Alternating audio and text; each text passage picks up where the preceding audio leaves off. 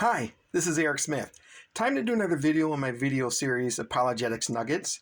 These are short videos to help Christians in their walk with the Lord, particularly as it pertains to apologetics. And apologetics is just giving a biblical answer for the hope that we have, like 1 Peter 3:15 talks about. And we're supposed to answer biblically and then lead people back to the gospel. We want unbelievers to be saved. We don't want to get into endless debates and all this other kind of stuff. We want to lead people to the cross.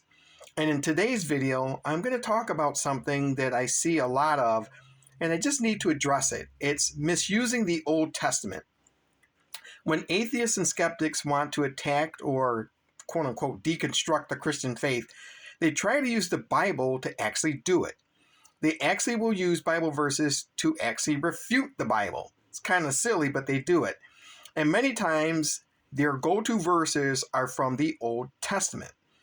They have this thought based on a wrong presupposition and a faulty premise that there are enough Old Testament accounts that will show God is either immoral or inconsistent, or both. And many times Christians don't know how to deal with these type of objections given by unbelievers from the Old Testament. And the reason I say that is because Christians are, and I don't mean this as a slight, and I don't mean this in a judgmental way, but many times Christians will present the love of God because they're so used to quoting John 3:16. John 3:16 is a wonderful verse, and there's nothing wrong with telling unbelievers about the love of God. But if we don't explain the agape love in the scriptures, an unbeliever is going to think the love that we're talking about is this worldly, selfish love.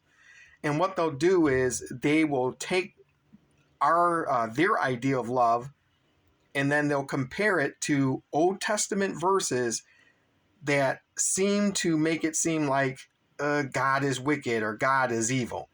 And what they'll do is they'll quote particular verses. For example, they may quote Numbers 31:17. And that verse talks about killing women and children. It was an order given by God through the prophet to do that. Or 2 Kings 2:23 through 24, where 42 children were being killed by two bears after they mocked a prophet. Or we might read Isaiah 45:7, where it says God makes peace and create evil. So they'll pull out verses like that or many other verses and go, see that God of the Old Testament? He's wicked. And what they'll do is they'll actually misuse those verses. Now, here's the problem when the Old Testament is used in this particular way. And I want to actually bring up three things that we should understand and we should truly remember when it comes to unbelievers. First, unbelievers have no spiritual understanding or discernment. That's Romans 3:11 and 1 Corinthians 2:14. So they don't understand the grammar and context of the verses. And even if they did understand the grammar and the context, they don't understand the nature of sin and God's righteous judgment. So they could even rightly say, hey, this is what this verse means. I can even read Hebrew or Greek and tell you this is what it means. But they don't understand the attributes of God. They don't understand their own sin nature, Romans 3:9 through 20. So that's the first problem. The second problem is, since unbelievers want to judge God in a moral way, we need to ask this question. By which absolute moral standard are they judging God? And it's okay to ask that question because they're bringing a judgment to God, and yet they are finite. Therefore, their judgment, their standard is going to be what?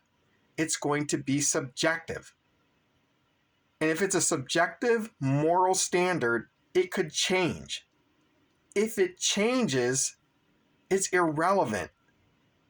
They can't use that to judge God because they have no foundation to stand on. But God's judgment is absolute. It's based on his absolute standard because he's an absolute God. He's self-existent. He's the great I am of Exodus 3:14.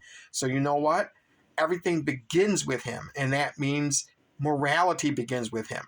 So all unbelievers can do is kind of rip off God's morality and make it subjective. Here's the third problem.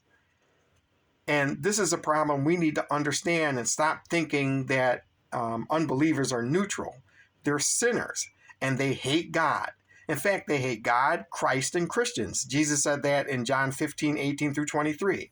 You also see that in Romans 8:7 and 1 John 3:13. So we have to understand their whole point isn't to engage in meaningful conversation with the Christian. They already think that they're right about what they're saying. And I see this happen a lot. I see Christians, and I've mentioned this in other videos, will go on these atheist podcasts and think these atheists or these skeptics are neutral. So they'll go on, Deconstruction Zone or Joel Reads Bible or something like that. And these people already have a presupposition. They already hate God. They hate the Christian faith. They're going to mock us. So they don't want to have meaningful conversation.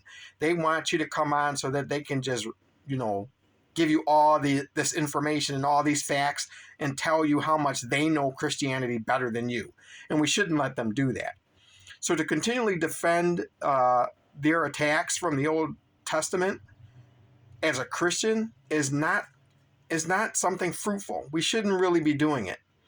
We should explain and answer biblically whether they like it or not, then lead them back to the gospel. Because again, 1 Peter 3:15 says we should give them an answer for the hope that we have.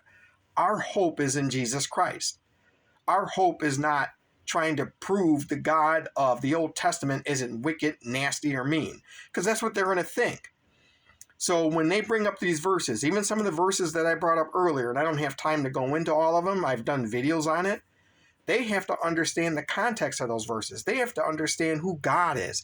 They have to understand, more importantly, their own sin nature. And you know why they bring up this Old Testament stuff?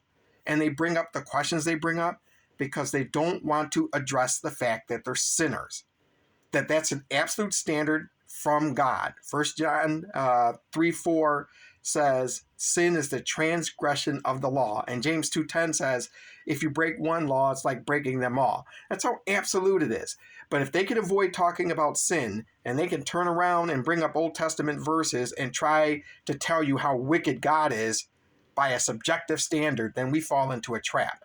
No, we explain the Bible verses, we tell them their view is subjective, and then we lead them right back to the gospel so that they may be saved. So until we do another video in this video series of Apologetics Nuggets, I hope this video has been helpful. Remember something, we need to have an answer for all the questions and concerns they have, but our answers always need to be biblical, and we always need to lead them back to the cross. Thank you for listening, thank you for watching, and God bless.